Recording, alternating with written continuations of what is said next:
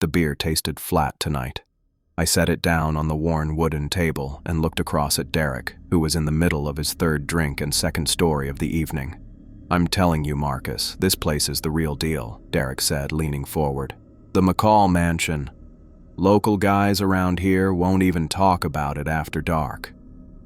I nodded, more to acknowledge I was listening than out of any real agreement.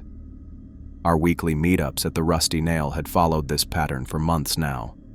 Derek sharing local legends, me pretending to be impressed. The bar hummed with the usual Thursday night crowd, mostly regulars nursing drinks and watching whatever game played on the ancient TV above the liquor shelf. "So what makes this mansion different from the 50 other haunted buildings you've told me about?" I asked, running my finger along a deep scratch in the table's surface. Derek pushed his glasses up on his nose, a habit that always signaled he was getting to the good part of a story. People who go there don't come back, Marcus. Not just stories, actual people. The sheriff's department has files on hikers who went missing in those woods. And I'm sure they all specifically went to this mansion, right? Not just got lost in the woods or moved away without telling the town gossip. I took another sip of my beer and winced at the taste. Derek's face fell slightly. "Fine. Be a jerk about it. But there's history there. The McCall family vanished in the 70s. All of them. No bodies, no evidence. Just an empty house and a lot of questions." That part caught my interest despite myself. Not because I believed in ghosts or whatever Derek was implying, but because abandoned places always had stories worth documenting. Real stories, not supernatural ones. "Where exactly is this place?" I asked. Derek grinned, knowing he'd hooked me. "About 20 miles west of town. There's a turnoff by the old Phillips farm that leads into the woods. Dirt road goes about 2 miles before it gets too rough for most cars." I pulled out my phone and made a note of the directions. Maybe I'll check it out this weekend. Take some photos. "Seriously? After what I just told you?" Derek's eyes widened. "Because of what you just told me. Look, these stories always serve a purpose. They keep teenagers from breaking into dangerous old buildings and falling through rotted floors. I'm not saying the place isn't worth avoiding, just that the reason is structural integrity, not spirits." Derek shook his head and drained his glass. "Your funeral, man." I smiled at his dramatics. "I'll send you pictures." Saturday morning arrived with perfect weather for exploration, clear skies and cool temperatures. I loaded my truck with the essentials, my camera bag, a small backpack with water and energy bars, and a flashlight in case I stayed longer than planned. The drive out of town took about 30 minutes, and I found the turnoff Derek had described easily enough. The dirt road looked like it hadn't seen maintenance in years. My truck bounced and jolted over ruts and potholes as trees crowded in from both sides, branches occasionally scraping against the windows. After roughly 2 miles, I came to an abrupt stop where several fallen trees blocked the path completely. I parked on a small, clear patch to the side, grabbed my gear, and started the hike. The forest grew denser as I moved deeper, sunlight filtering through the canopy in scattered patches. The woods were quiet, except for occasional birdsong and the crunch of leaves and twigs under my boots. 40 minutes of steady hiking brought me to the edge of a large clearing. I stopped at the tree line, taking in the sight before me. The McCall mansion stood alone in the center of the clearing, a 3-story Victorian structure that had clearly seen better days. The white paint had mostly peeled away, leaving weathered gray wood exposed to the elements. Several windows on the upper floors were broken, and part of the wraparound porch had collapsed on one side. Despite its state of disrepair, the mansion maintained a certain dignity, like an elderly person stubbornly refusing to acknowledge their decline. I took several photos from the tree line before approaching. The overgrown lawn crunched beneath my feet as I circled the property, looking for the safest entry point. The front door was boarded up with plywood that looked newer than the rest of the house, probably the work of the county trying to keep people out. Moving to the rear of the mansion, I found what I was looking for, a back door hanging partially open, its lock long since broken. I took a deep breath and stepped inside. The kitchen was large, with cabinets lining the walls and an island counter in the center. Everything was covered in a thick layer of dust, and mouse droppings scattered across the countertops suggested I wasn't the first visitor in recent years. A few dishes still sat in a drying rack beside a sink crusted with mineral deposits. I tested the floor with my foot before putting my full weight down. The boards creaked, but held firm. Moving further inside, I continued this careful testing with each step, listening for any dangerous sounds that might indicate structural weakness. The kitchen floor seemed stable enough, though I noticed a slight tilt toward the center of the room. Light streamed through dirty windows, illuminating dust particles that swirled in the air with each of my movements. The smell of mold and decay hung heavy, mixed with something else I couldn't quite identify, a mustiness that seemed to permeate everything. Despite Derek's warnings echoing in my mind, I felt more curiosity than fear. This place was a time capsule, preserved by isolation and neglect. I adjusted my backpack, tested another floorboard with my foot, and began my careful exploration of the abandoned McCall mansion. After confirming the kitchen was structurally sound, I made my way back to the main hall. A grand staircase curved up from the foyer, its once elegant banister now stripped of varnish and covered in a layer of grime. I tested the first step with my foot, pressing down firmly to check its stability. The wood gave a low moan, but held my weight. I continued upward, testing each step before committing. About halfway up, I paused to take a photo of the view below. The entrance hall, with its faded wallpaper and broken chandelier, told a story of neglect that my camera could capture better than words. At the top of the stairs, a long hallway stretched before me with several doors on either side. The floorboards up here seemed less stable than downstairs, with noticeable gaps between some of them. I stepped carefully, staying close to the wall where the floor would likely be strongest. The first door on my right hung slightly ajar. I pushed it open with my foot and waited, listening for any sounds of structural stress before entering. This had clearly been a bedroom once. A metal bed frame lay collapsed in the center, its mattress long since rotted away to almost nothing. Clothes were scattered across the floor, some still on hangers as if someone had emptied a closet in a hurry and then left most items behind. I knelt down to examine one of the shirts. The fabric crumbled slightly at my touch, decades of moisture and decay having taken their toll. Nothing else in the room caught my interest, just the usual debris you'd expect in an abandoned house. Moving back to the hallway, I approached the second door. This room was even emptier than the first, just an old dresser with all its drawers hanging open, as if someone had emptied it in a hurry. I checked inside each drawer anyway, running my fingers along the bottoms and sides, but found nothing. The third bedroom was at the end of the hall. Unlike the others, this door was fully closed.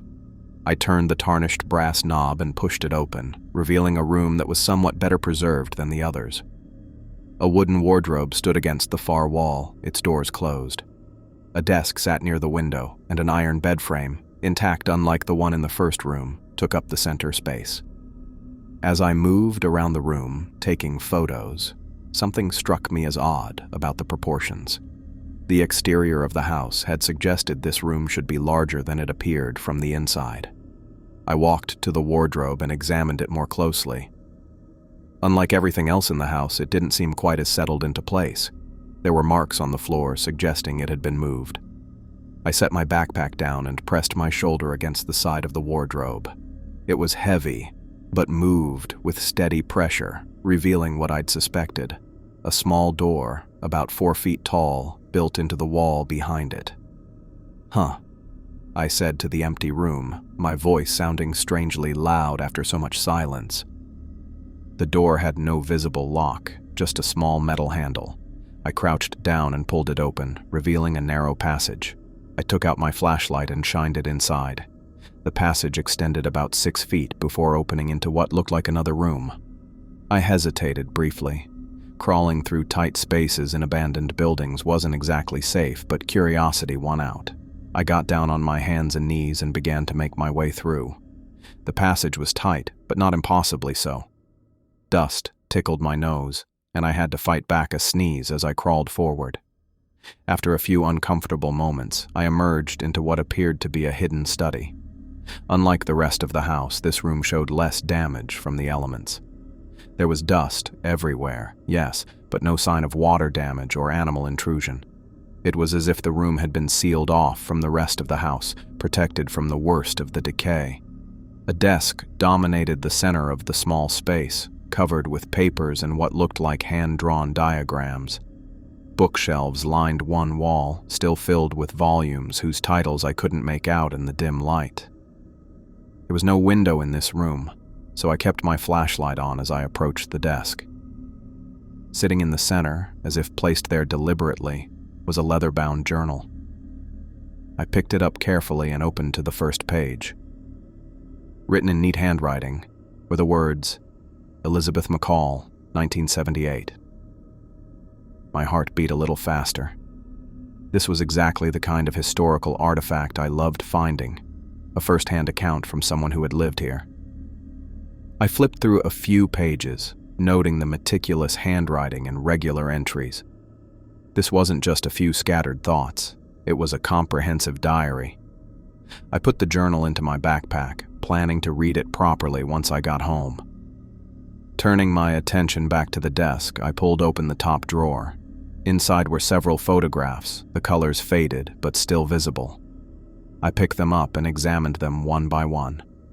The first showed a family of 4 standing in front of what I recognized as the mansion, but in much better condition.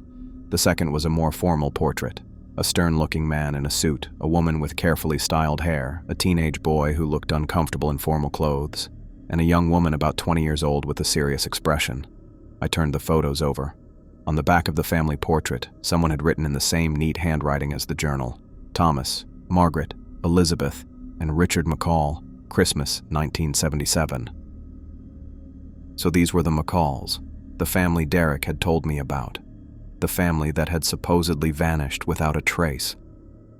I studied their faces more carefully. There was nothing remarkable about them. They looked like a typical American family from the late 70s. I placed the photos in my backpack alongside the journal and continued searching the study. The papers on the desk were mostly mundane: bills, letters, shopping lists. Nothing that immediately explained what had happened to the family or why this room had been hidden. After thoroughly examining the study and finding nothing else of particular interest, I crawled back through the narrow passage and into the bedroom. I pushed the wardrobe partially back into place, not fully covering the small door, but enough that it wasn't immediately obvious. I picked up my backpack, now containing the journal and photos, and headed back to the hallway to continue my exploration of the mansion. I decided to finish exploring the second floor before heading to the attic. The remaining bedrooms were similar to the first ones I'd checked, abandoned spaces with varying degrees of decay and personal items left behind. One room was clearly a bathroom, its porcelain fixtures stained brown from years of mineral-rich water dripping through the ceiling. The clawfoot tub held a puddle of murky water, and a medicine cabinet hung open on rusted hinges, empty except for a dried-up tube of toothpaste. The third bedroom yielded nothing of interest, just more abandoned clothes and broken furniture. Unlike the others, this room had a sense of having been thoroughly searched already, with drawers pulled completely out and mattress slashed open, the stuffing spread across the floor like dirty snow. Someone had been looking for something here, though whether they found it was impossible to tell. At the end of the hall, a narrow staircase led up to what I assumed was the attic. The steps were steeper and narrower than the main staircase, clearly designed for servant use rather than the family. I tested each one carefully before putting my weight on it, aware that these secondary staircases often received less maintenance even when houses were occupied. The attic door stood partially open. I pushed it the rest of the way, wincing at the loud creak that broke the silence. The space beyond was larger than I expected, running the full length of the house with a peaked ceiling that allowed me to stand upright in the center, though I had to duck under the sloping sides. Light filtered through small round windows at either end, illuminating dust motes that swirled with each step I took. Unlike the rest of the house, the attic was packed with items, stacks of boxes, furniture draped with yellowed sheets, trunks with metal latches green with corrosion. This was where the McCalls had stored their history, the things they couldn't bring themselves to throw away but didn't want cluttering their daily lives. I moved through the space, lifting sheets to reveal chairs with broken legs, an old sewing machine, and children's toys that might have belonged to Elizabeth or Richard when they were younger. The boxes contained what you'd expect: holiday decorations, old clothing, financial records from the 60s. Nothing that explained what had happened to the family. After about 20 minutes of searching, I decided the attic held nothing more valuable than what I'd already found in the hidden study. I made my way back down the narrow stairs and returned to the first floor to continue my exploration. The living room was grand in size, but bleak in its abandonment. A massive stone fireplace dominated one wall, its mantel still holding family photographs too faded to make out clearly. Tattered curtains hung like ghosts at the tall windows, stirring slightly in the draft from my movements. The furniture arrangement suggested a formal space, likely unused except for special occasions or visitors. Side tables had been overturned, and a glass-fronted cabinet lay on its side, shards of broken crystal scattered across the hardwood floor. Moving to the dining room, I found something that made me pause. The table was set for dinner, 4 place settings with plates, silverware, and drinking glasses arranged with care. A layer of dust had settled over everything, but the scene was unmistakable. A family dinner interrupted and then abandoned. I took several photos, capturing the eerie stillness of the scene. The library was the last room I explored. Books lay scattered across the floor as if someone had pulled them from the shelves in anger or desperation. A leather armchair sat near the window, positioned to catch the natural light, with an ashtray on the small table beside it. This had likely been Thomas McCall's domain, a place to retreat from family life with a book and perhaps a pipe or cigar. Having completed my exploration and finding nothing else of particular interest, I decided it was time to leave. The journal and photographs in my backpack represented the real find of the day, a first-person account that might explain what had happened to the McCall family. The hike back to my truck seemed shorter than the journey in, though my legs felt the strain of the day's exploration. The forest remained quiet, with only the occasional bird call breaking the silence. I reached my vehicle without incident, tossed my backpack onto the passenger seat, and began the bumpy drive back to the main road. On the drive home, my mind kept returning to the journal. What would Elizabeth McCall's words reveal about her family's fate? The abandoned dinner settings and scattered books suggested a hasty departure, or something worse. I resisted the urge to pull over and start reading immediately, preferring the comfort of my apartment for what might be a disturbing account. I arrived home around 4 in the afternoon, hungry after the day's exertions. After making a sandwich and brewing a pot of coffee, I settled at my kitchen table, carefully removed Elizabeth's journal from my backpack, and began to read. The early entries were mundane, exactly what you'd expect from a young woman living with her family in a rural area in the late 70s. Elizabeth wrote about her father Thomas working at the local bank, her mother Margaret teaching at the elementary school, and her 16-year-old brother Richard's typical teenage concerns: school, friends, music. January 15, 1978, read one entry. Dad got his promotion today. Mom made his favorite roast beef dinner to celebrate, and even Richard seemed happy for him. Dad says the extra money means we might be able to add central heating to the house next winter. I can't wait. My room is always freezing. The family seemed normal, dealing with ordinary concerns. Elizabeth herself appeared to work as a secretary at an insurance office in town, based on her complaints about her boss and descriptions of office politics. She mentioned friends, weekend trips into the city, and movies she'd seen. Things began to change in March. The entry from March 3rd caught my attention. Richard found a door to the basement today. It's strange. We've lived here 3 years and never knew there was a basement. Dad says it must have been sealed up by the previous owners. Richard is excited to explore it, says he might find cool old stuff down there. Dad told him to wait until he can check if it's safe, but you know how Richard is. The next few entries described Richard's increasing obsession with the basement. He spent hours down there, according to Elizabeth, and began acting strangely. March 10th. Richard isn't sleeping. Mom is worried about him. I heard him talking to himself last night, or maybe he was talking to someone else. When I asked him about it this morning, he said he's been hearing voices calling his name. Dad thinks it's just his imagination, or maybe he's trying to scare me. But Richard looks scared himself. The situation deteriorated rapidly. On March 22nd, Elizabeth wrote, "Richard is dead. I still can't believe I'm writing those words. He fell down the basement stairs last night. Dad found him this morning. The doctor said his neck broke in the fall. Mom hasn't stopped crying. Dad hasn't said a word since the doctor left. I don't know how we're going to get through this." The entries that followed detailed the family's grief. Thomas withdrew into himself, spending long hours at work or locked in his library. Margaret moved through the house like a ghost, cooking meals no one ate, cleaning rooms no one used. Elizabeth tried to hold things together, but her own grief was palpable in her words. By May, Elizabeth was reporting disturbing incidents. May 8th. Mom swears she saw Richard standing at the end of the hallway last night.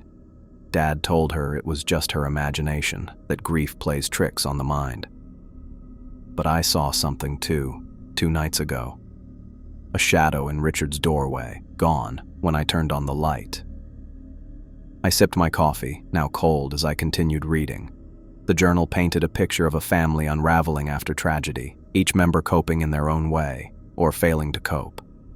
In June, things took another dark turn. June 21st. Dad is gone. He went into the basement last night after claiming he heard Richard calling him. We haven't found him. The basement isn't that big, just one large room with stone walls. There's nowhere he could be hiding, no other doors or passages we can find. Mom called the sheriff, but they think he just left us. They don't understand. Dad wouldn't leave. Something took him. The same thing that's been whispering Richard's name. The following entries became increasingly frantic as Elizabeth described searching the house, the property, and the surrounding woods for her father. The sheriff's department conducted searches, but found nothing. Meanwhile, Margaret's behavior grew more erratic. July 3rd. Mom is setting a place at the dinner table for Richard every night. She talks to his empty chair as if he's sitting there. When I try to speak to her about it, she acts like she can't hear me.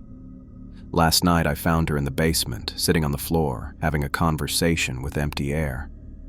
She said she was talking to Dad and Richard. By mid-July, Elizabeth was alone. July 17th. Mom is gone too. I woke up this morning and her bed was empty. The basement door was open. I searched the entire house, the woods, everywhere. She's just gone, like Dad. I called the sheriff again, but I can tell they think I'm crazy. Officer Brandt suggested I consider grief counseling. They don't believe me when I tell them something is in this house with me, something that took my family. The final entries of the journal became shorter, more disjointed. Elizabeth wrote about seeing Richard standing in doorways, hearing her father's voice echoing from the basement, her mother's crying from the attic. She described cold spots in the house, objects moving when she wasn't looking, whispers in empty rooms. I turned the pages slowly, feeling a chill that had nothing to do with the temperature in my apartment. I could dismiss this as the writings of a grieving, possibly mentally ill young woman, but the abandoned house with its set dinner table and scattered books gave her words a weight that was hard to ignore. The last entry I read was from August 25th. I found a spell in one of Dad's old books, a binding ritual to trap spirits in a specific location. I don't know if I believe in such things, but I'm desperate. Whatever is in this house, whatever took my family, I need to make sure it never leaves these walls. I've started preparing the ritual space in the hidden study. Dad used to joke that the previous owner was paranoid, building secret rooms to hide his valuables. Now, I'm grateful for it. If this works, the entity will be bound to the house. If I fail, I don't want to think about that. At least I'm already where it wants me to be. Maybe I'll see my family again after all. I closed the journal, my hands not entirely steady. Elizabeth's account had transformed my understanding of the abandoned mansion. What I'd seen as merely a decaying old house now felt like something more, a place where tragedy had unfolded, where a family had been destroyed by grief or perhaps by something else entirely. I thought about the hidden study where I'd found the journal, the markings I'd noticed on the floor but hadn't examined closely. Had that been Elizabeth's binding circle? And if so, what exactly had she tried to bind within those walls? I wasn't superstitious, but Elizabeth's journal had painted a picture too detailed to dismiss entirely. A family destroyed one by one, each disappearance centered around that basement, a basement I hadn't even attempted to find during my exploration. I turned to the entries from August, feeling a growing unease as I read Elizabeth's increasingly frantic words. Her handwriting had changed, the neat, careful script of earlier entries giving way to a hurried scrawl that sometimes slanted across the page. August 27th. I saw Richard again last night. He was standing at the foot of my bed just watching me. When I turned on the lamp, he was gone. But I know he was there. I could feel the cold spot where he stood. The next entry continued in the same vein. August 30th. Dad's voice keeps echoing from the basement. He calls my name over and over. I've sealed the basement door shut, nailed boards across it, but I can still hear him. Mom's crying comes from the attic now. Sometimes it sounds like she's right beside me, but when I turn, no one's there. Elizabeth's descent into fear or madness was documented in painful detail. She wrote about setting up a small cot in the hidden study, the only place in the house where she felt safe. She described drawing symbols on the floor and walls, taken from books in her father's library. The binding ritual she mentioned seemed to be her last, desperate attempt to contain whatever presence haunted the house. The September entries were shorter, more disjointed. September 1st. The binding isn't working. I can feel it watching me, moving around the house. Waiting. September 2nd. No sleep again. The whispering never stops. Richard stood in the doorway for hours tonight, just watching, not saying anything. His eyes aren't right. The final entry was dated September 3rd. Richard came to my bedside tonight. He spoke for the first time since his death. He said, "The family should be together, Elizabeth, all of us." Then he smiled and walked out. He's coming back now. I can hear his footsteps in the hall. The door is opening. That was it. The sentence stopped mid-word, the pen trailing off the page in a jagged line. I flipped to the next page, but it was blank. So was the one after that, and all the remaining pages in the journal. I closed the book and set it on my kitchen table, trying to process what I'd just read. The silence of my apartment felt suddenly oppressive. I got up and turned on the television, not caring what was playing. I just needed some background noise to break the quiet. I opened my laptop and began searching for information about the McCall family. After trying several search terms, I found what I was looking for: a digitized newspaper article from the Pine Creek Gazette, dated October 12, 1978. "Local family missing, police baffled," read the headline. The article detailed how Elizabeth McCall's employer had reported her missing after she failed to show up for work for 2 weeks. When police visited the McCall residence, they found the house abandoned. The article mentioned that Elizabeth's parents, Thomas and Margaret McCall, hadn't been seen either, though exactly when they had disappeared was unclear. Neighbors reported not seeing any members of the family since early September. According to the article, police had searched the house thoroughly, but found no signs of violence or struggle. The family's car was still in the garage, and nothing of value appeared to be missing. One officer was quoted saying it was as if they just walked away and vanished. A follow-up article from a week later reported that the case remained unsolved, with police having no leads on the family's whereabouts. The McCall mansion was to remain vacant pending resolution of the case. I searched for more recent articles, but found nothing. The McCall family had simply disappeared from public record after October 1978. No death certificates, no records of them living elsewhere, They had vanished as completely from bureaucratic records as they had from their home. I picked up my phone and dialed Derek's number. He would want to know about this. His ghost story had more truth to it than either of us had realized. The call went straight to voicemail. "Hey Derek, it's Marcus. You're not going to believe what I found at that mansion. There was a hidden room with a journal written by Elizabeth McCall in 1978. It's disturbing. Her brother died in an accident in the basement, and then her father disappeared.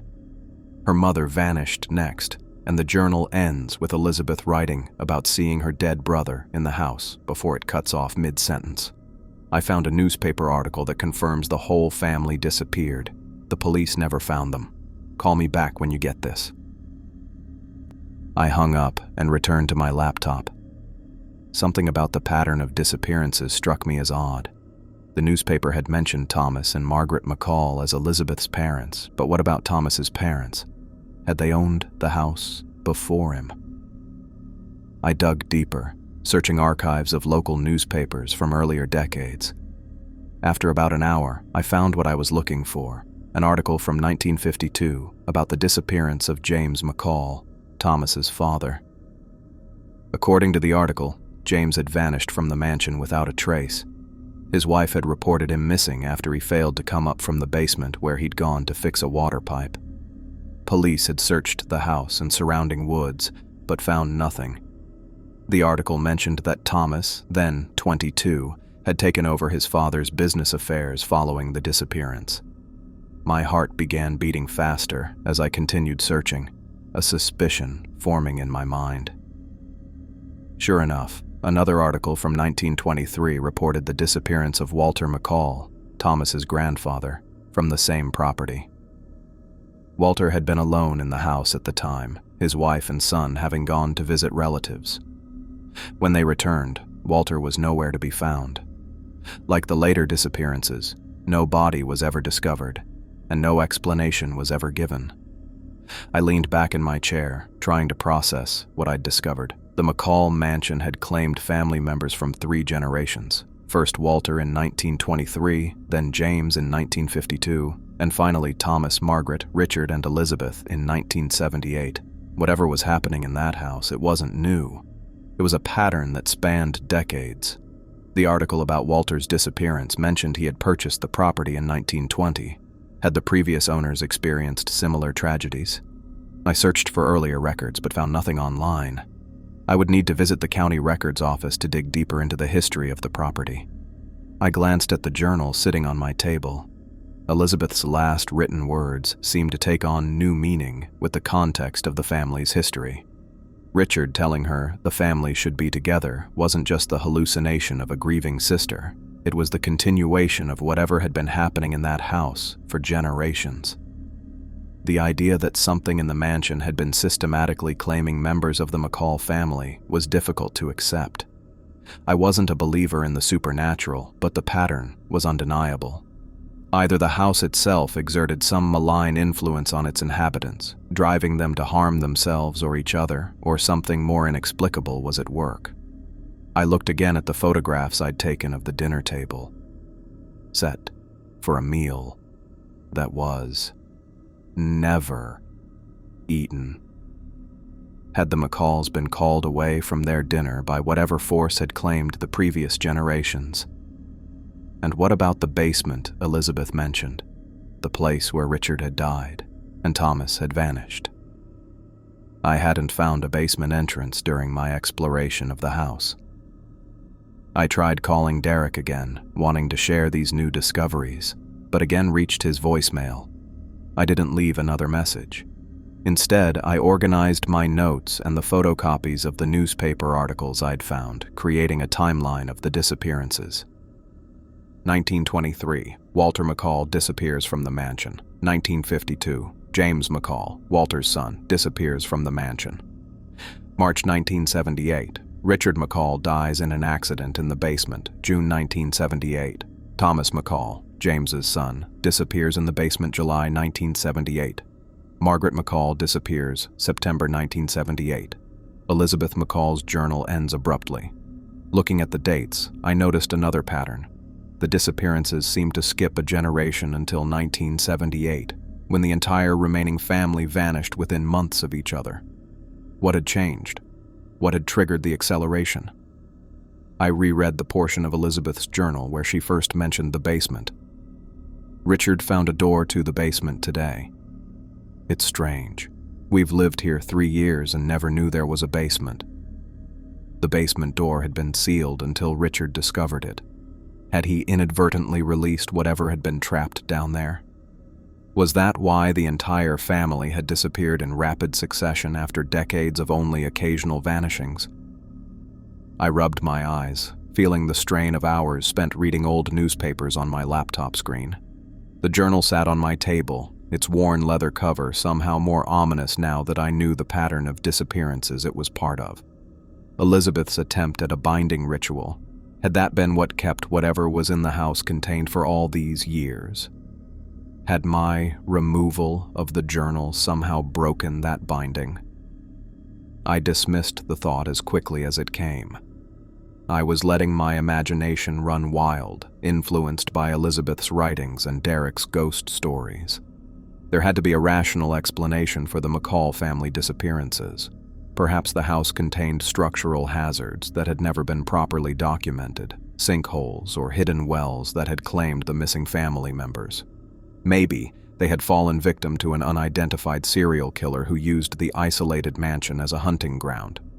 But none of these explanations felt satisfying. They didn't account for Elizabeth's detailed documentation of seeing and hearing her deceased brother and missing parents. They didn't explain why she had been writing about a binding ritual or why her journal ended so abruptly. I closed my laptop and gathered the materials I'd collected.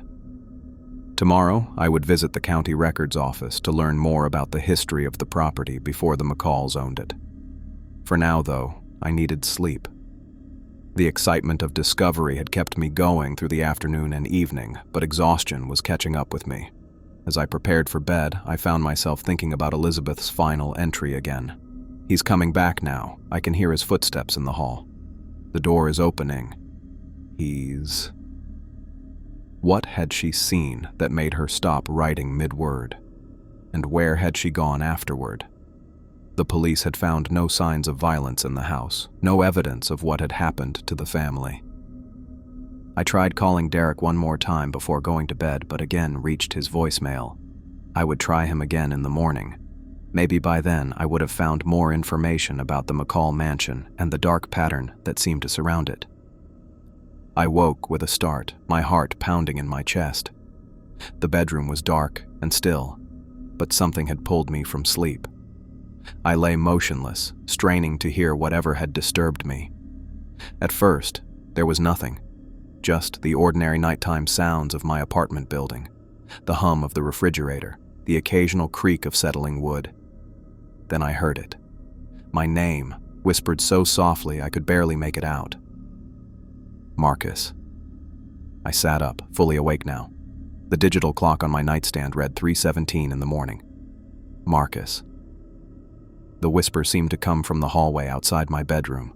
I swung my legs over the side of the bed and stood up, listening intently. My apartment was small, just a bedroom, bathroom, living room, and kitchen. There weren't many places for someone to hide. "Hello?" I called out, my voice sounding unnaturally loud in the quiet apartment. No response came, but the whisper of my name floated through the darkness again, more insistent this time. I grabbed my phone from the nightstand, using its flashlight function as I moved toward the bedroom door. The hallway was empty. I checked the bathroom. Nothing. The living room was exactly as I'd left it, with my laptop still on the coffee table, surrounded by printouts of the newspaper articles I'd found. In the kitchen, I stopped cold. The journal, Elizabeth McCall's journal that I'd found in the hidden study, lay open on the table. I was certain I'd closed it before going to bed. I'd even placed it face down beside my laptop. Now it sat in the center of the table, open to the final entry, the one that ended abruptly with, "He's coming back now. I can hear his footsteps in the hall. The door is opening. I stared at the open journal, a chill running through me that had nothing to do with the temperature in my apartment. Had I reopened it before bed and forgotten?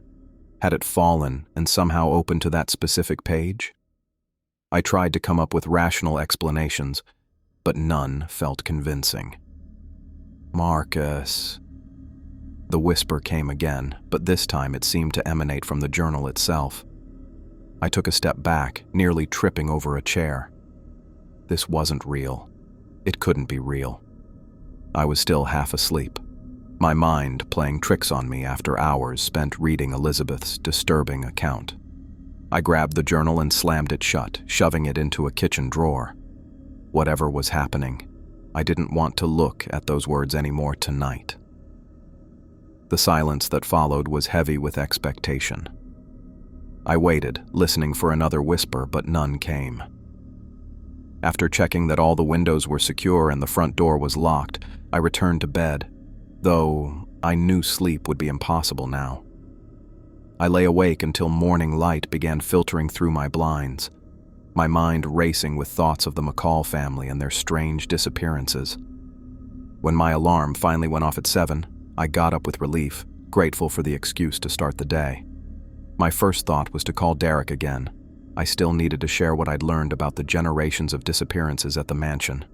I grabbed my phone and dialed his number, but just like the previous night, the call went straight to voicemail. This was unusual.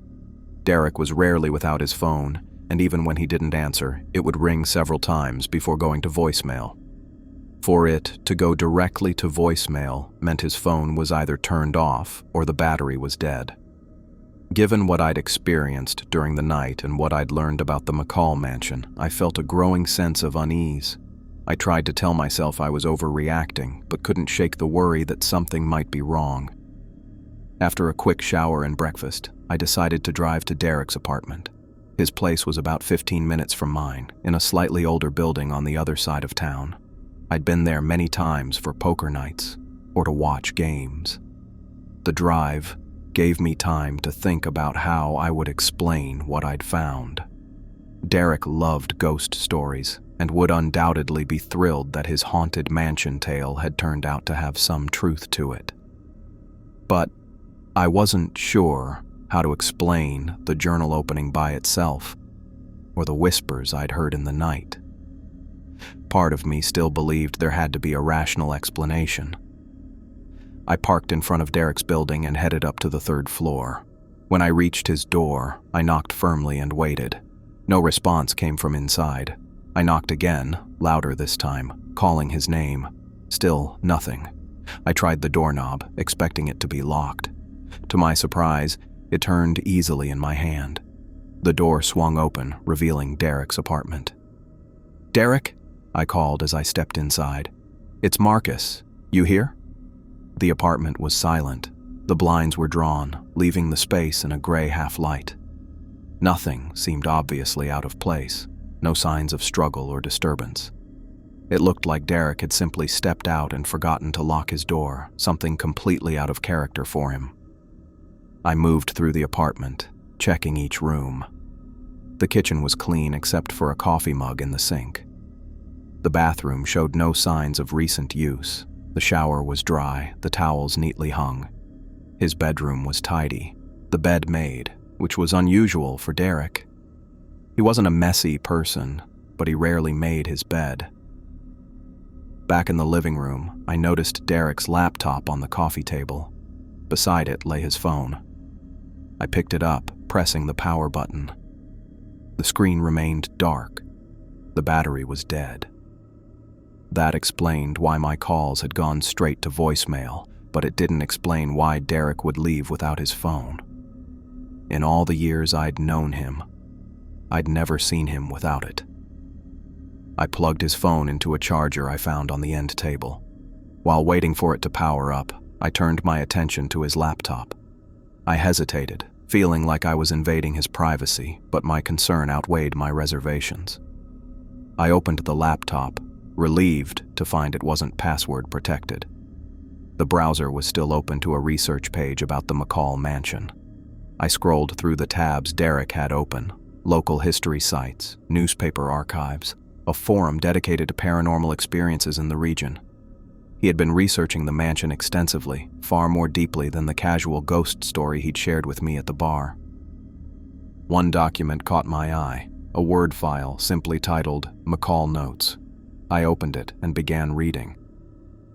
Derek had organized his research chronologically, starting with the construction of the mansion in 1905 by a lumber baron named William Stafford. According to Derek's notes, Stafford had died under mysterious circumstances in 1919, and his widow had sold the property to Walter McCall in 1920. Derek had tracked the same pattern of disappearances I'd discovered, but he'd gone deeper, noting that even before the McCalls owned the property, the Stafford family had experienced strange occurrences, servants quitting without explanation, claiming to hear voices in empty rooms, and seeing figures standing in doorways. As I scrolled through the document, I came to an entry that made my blood run cold. Visited McCall Mansion on Monday. Felt watched the entire time. Heard whispers coming from what seemed like the walls themselves. Took photos, but they all came out blurry or completely black. Found what looked like a door to a basement, but couldn't get it open. As I was leaving, saw someone watching me from an upstairs window. A teenage boy who matched the description of Richard McCall from the newspaper articles. When I went back inside to check, the house was empty. Monday had been 3 days before our Thursday night meeting at the Rusty Nail. Derek had already been to the mansion before telling me about it. He'd experienced something there that he hadn't shared with me. The phone on the charger lit up with enough power to turn on. I disconnected it and checked for missed calls. There were several, including 3 from me. I opened his voicemail and found my messages from the previous night still unheard. Returning to the laptop, I continued through Derek's notes, finding detailed accounts of the McCall family disappearances, along with speculation about what might have happened to them. He had written about some kind of entity in the house that seemed to target family members, noting that visitors who weren't related to the McCalls reported strange experiences, but always managed to leave the property. In a folder on the desktop labeled McCall Photos, I found several images Derek had taken during his visit. Most were typical shots of the abandoned mansion, similar to the ones I had taken. But the last few were different. Dark, blurry images where shapes seemed to move at the edges of the frame. One photo showed what might have been a figure standing at the top of the stairs, but the image was too distorted to make out clearly. Another folder caught my attention. Sketches. Inside were several drawings Derek had made, rough but detailed. He'd never mentioned being an artist, but these showed considerable skill. The first few were architectural drawings of the mansion's layout, including a basement I hadn't found during my exploration. The final sketch made my stomach tighten. It showed a figure standing in a doorway, a teenage boy with a blank expression and dark eyes that seemed to stare directly out of the page. The resemblance to Richard McCall from the family photographs I'd found was unmistakable. Derek had captured details I hadn't mentioned in my voicemail: the slightly too long hair, the set of his shoulders, even the small birthmark near his right eyebrow that I'd noticed in the family portrait. How had Derek known what Richard looked like? The newspaper articles I'd found hadn't included photographs, and Derek's notes indicated he hadn't found the hidden study or the family photos inside it. Yet here was a detailed drawing of Richard McCall that matched perfectly with the photos I'd discovered. I sat back on Derek's couch, trying to process what I was seeing. Derek had visited the mansion, experienced something supernatural, and then deliberately steered me toward the same location. But why? Had he hoped I would find something he'd missed? Or had something compelled him to send me there? More concerning was the question of where Derek was now. His car wasn't in its usual spot outside the building. His wallet and keys weren't on the counter where he typically left them. It seemed like he had left voluntarily, but the abandoned phone and unlocked door suggested he'd left in a hurry. A terrible thought occurred to me. What if Derek had returned to the mansion? What if whatever had happened to the McCall family was happening to him too? I gathered the printed notes and the sketch of Richard, then shut down the laptop. After making sure Derek's phone was fully charged, I pocketed it along with my own. I needed to find my friend, and everything pointed back to the McCall mansion. As I headed for the door, I paused, remembering the journal in my kitchen drawer. If I was going back to that house, I should bring it with me. Elizabeth's words about binding rituals and containing whatever was in the mansion might prove useful. First, I would stop at my apartment to collect the journal and better equipment than I'd brought on my first visit. I took one last look around Derek's apartment before leaving, hoping I was overreacting, that he'd simply gone on an impromptu trip and forgotten his phone. But the detailed research on his laptop and the disturbing sketch of Richard McCall suggested otherwise. Something had drawn Derek back to that mansion, and now I needed to find out what had happened to him. I parked my truck at the same clearing where I'd left it during my first visit, though the late afternoon shadows made it harder to spot the turnoff. After returning to my apartment earlier, I'd grabbed Elizabeth's journal from the kitchen drawer where I'd shoved it last night, careful not to open it again. I'd also packed a small backpack with essentials, 2 flashlights, extra batteries, a few water bottles, energy bars, and my old baseball bat from college. The bat wasn't ideal protection, but it felt reassuring in my hand as I started down the overgrown path toward the McCall mansion. Something felt different about the forest this time. The sunlight struggled to penetrate the canopy, casting everything in a gloomy twilight, despite it being only 4 in the afternoon. Birds that had provided occasional background noise during my first hike were eerily absent now. Only the sound of my footsteps crushing dead leaves and twigs broke the silence. The hike took considerably longer than I remembered. What had been a 40-minute walk 2 days ago stretched into what felt like hours. Several times I stopped, certain I'd missed a turn, only to find familiar landmarks that confirmed I was on the right path. It was as if the forest itself had expanded, pushing the mansion farther away. When I finally reached the edge of the clearing, I paused to catch my breath. The McCall mansion stood in the center, looking somehow more intact than during my first visit. The broken windows I'd photographed now appeared merely dirty rather than shattered. The collapsed portion of the wraparound porch seemed less damaged. I rubbed my eyes, wondering if my memory was playing tricks on me. I pulled out my phone to check the time and noticed there was no signal, not even a single bar. I slipped it back into my pocket and adjusted my grip on the baseball bat before crossing the overgrown lawn toward the back entrance I'd used before. The door stood slightly ajar, just as I'd left it. I pushed it open with the end of my bat and stepped into the kitchen. "Derek?" I called out, my voice sounding flat in the dusty air. "You in here, man?" No answer came back except hollow echoes bouncing through empty halls. The kitchen looked exactly as I remembered. Cabinets lining the walls, the central island, dust covering everything. But something caught my eye that definitely hadn't been there during my first visit. Fresh footprints in the dust on the floor. I crouched down to examine them. The prints were clear and distinct, showing the tread pattern of hiking boots similar to the ones Derek typically wore. They led from the back door through the kitchen and into the main hall. I straightened up and followed them, moving slowly, the bat ready in my right hand. The footprints continued through the entrance hall, past the grand staircase, and down a corridor I hadn't fully explored during my first visit. They stopped at a door tucked beneath the staircase, a door I was certain hadn't been there before. It stood open, revealing a set of stairs descending into darkness. The basement. This had to be the basement door that Elizabeth mentioned in her journal, the one Richard had discovered before his accident, the place where Thomas McCall had vanished. I hesitated at the top of the stairs, shining my flashlight down into the darkness.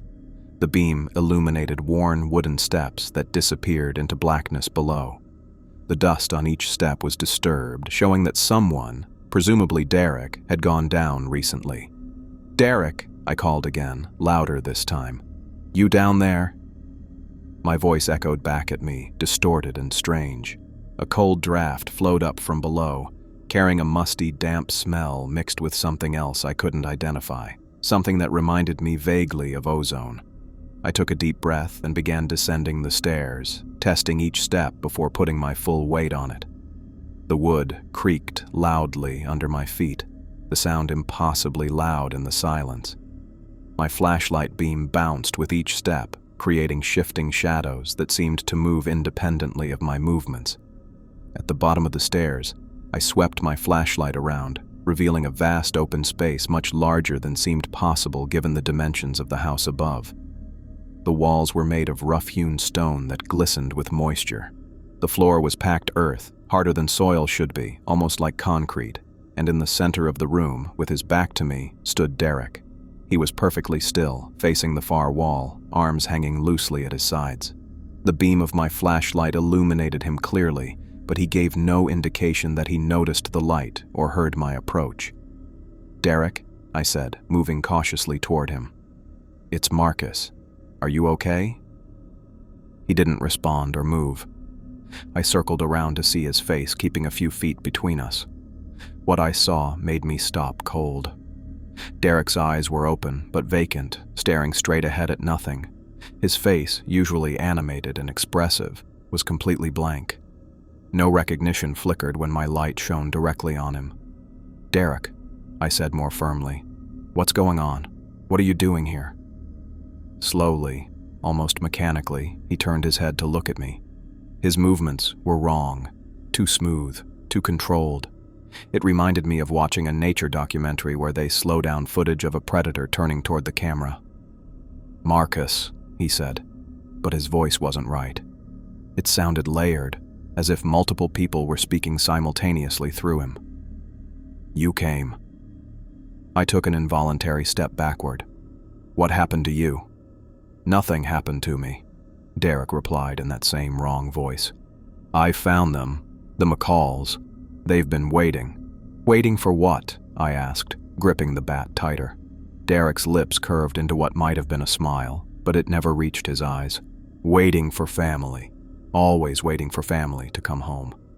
He extended his hand toward me. "They want you to join them. We all do." I backed up another step. "I'm not family. I'm not a McCall."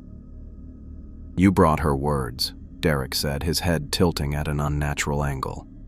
"You carried her binding away. You're connected now." The journal. He meant Elizabeth's journal. I thought about it sitting in my backpack and fought the urge to throw it as far from me as possible. "Derek, whatever's happening here, we need to leave," I said, trying to keep my voice steady. "This place isn't safe." "Safe," Derek repeated, the word stretching oddly in his mouth. "The family's safe here. Together." As he spoke, I noticed movement in the shadows behind him. The darkness seemed to be gathering, solidifying into distinct shapes. I adjusted my flashlight, and the beam fell upon 4 figures, slowly materializing from the gloom. A tall man in a business suit, his face stern and drawn. A woman with carefully styled hair and a vacant expression. A teenage boy with too long hair and dark, hollow eyes.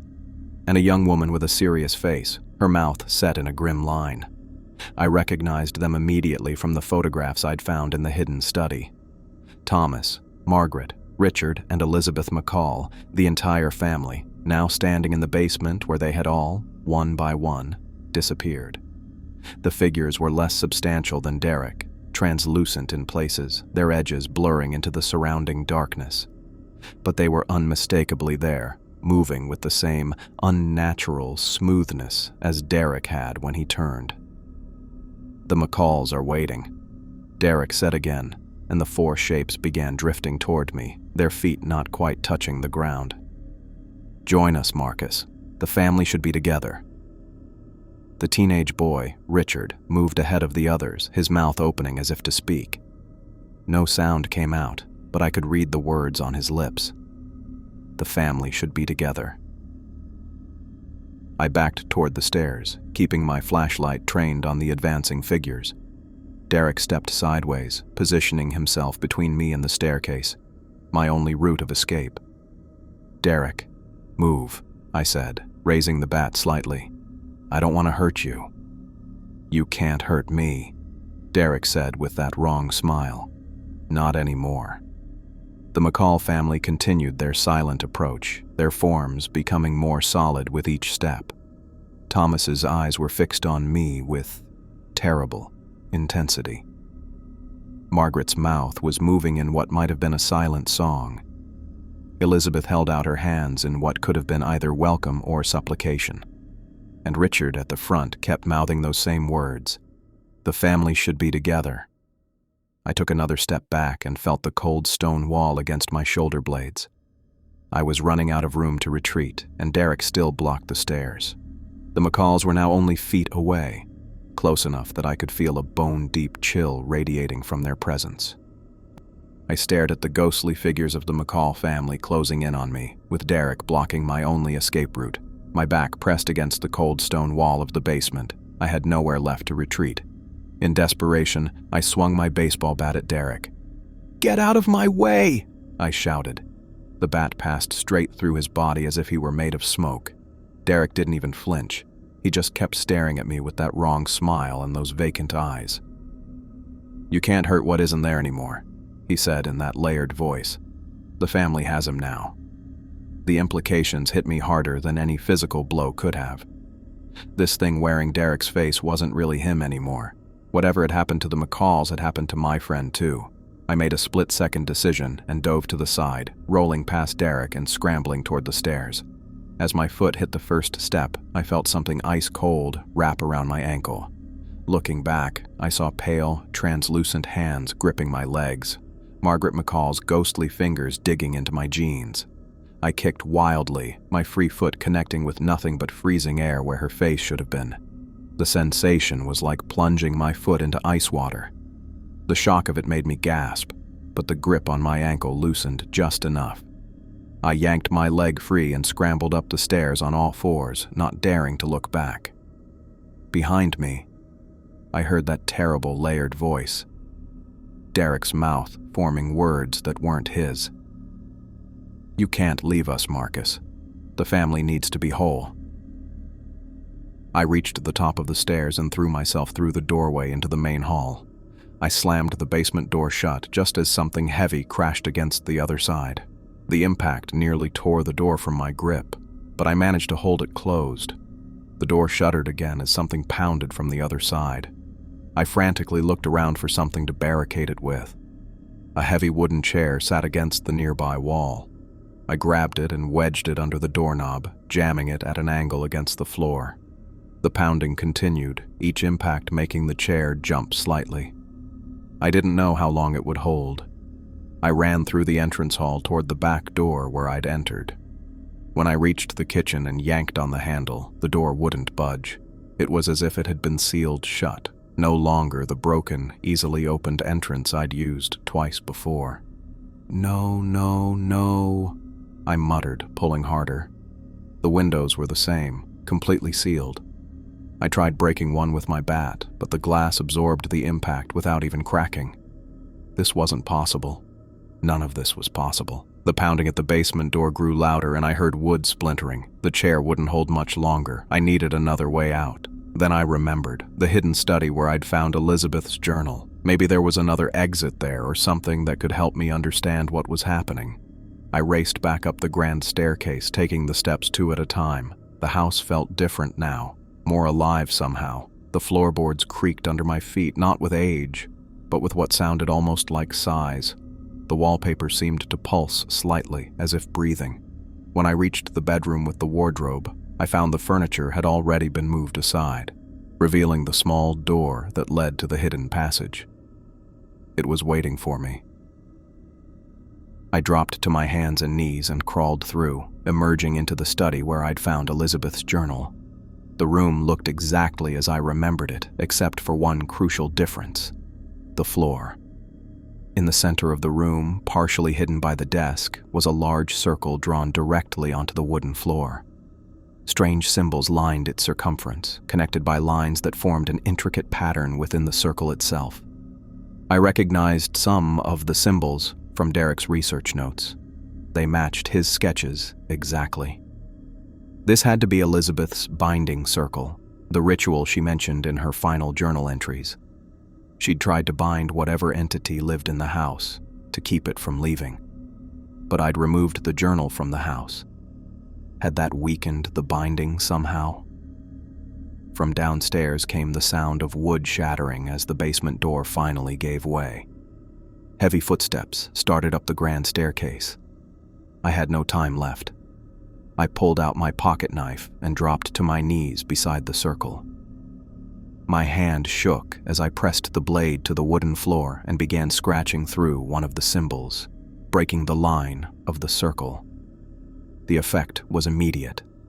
The entire house shuddered as if struck by an earthquake. The floor beneath me tilted and books tumbled from the shelves.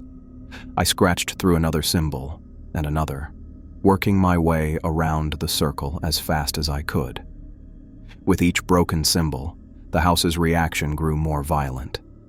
The walls began to crack, plaster raining down from the ceiling. The wooden floorboards groaned and started to split. I'd nearly completed breaking the circle when the door to the study burst open. Derek stood there, but his form was changing, flickering between his own appearance and something else, something darker and less human. Behind him, the McCalls hovered like smoke. "What have you done?" The voice was no longer even remotely Derek's. It reverberated through the crumbling house with such force that it made my teeth rattle. I scored my knife through the final symbol, completing the destruction of the binding circle. The house gave an enormous lurch. The floor beneath Derek collapsed, and he disappeared from view with a startled cry, a human cry that sounded like the real Derek for the first time. The entire structure was coming apart now. Walls buckled and ceilings caved in. I looked around frantically for an escape route and spotted the study's small window. Unlike the others I'd tried, this one shattered easily when I hit it with the bat. I shoved my backpack through first, then started climbing out, feeling the sharp edges of broken glass cutting into my hands. The drop to the ground outside looked to be about 10 feet. Not ideal, but better than being crushed inside the collapsing mansion. I jumped, landing hard and rolling across the overgrown lawn. Pain shot through my ankle, but adrenaline kept me moving. I stumbled to my feet and ran, not looking back until I'd reached the tree line. When I finally turned around, the sight stole my breath. The McCall mansion was imploding, folding in on itself like a house of cards. The walls crumbled inward, the roof collapsed, and the whole structure seemed to be sinking into the ground. A swirling darkness rose from the center of the destruction, spinning like a tornado before dissipating into the evening air.